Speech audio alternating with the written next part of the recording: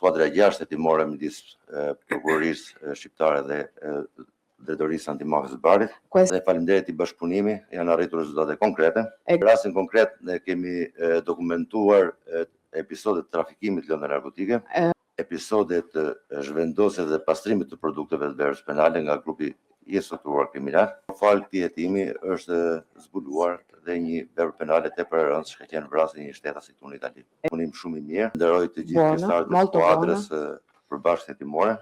Grazie a tutti i componenti, ringrazio.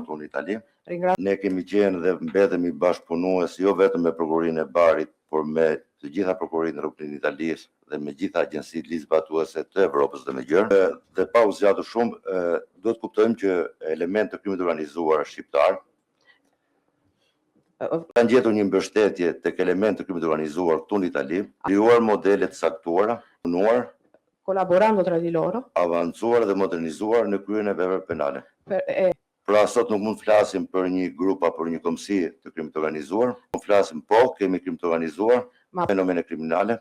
Dhe në këto kushte bashkëpunimi jonë është i domosdoshëm. Edhe një herë unë falenderoj prokurorinë, drejtorinë antimafës së Barit, prokurorinë e Barit, kolegët e skuadrës, Danielën, Viton dhe Dritanin në Shqipëri.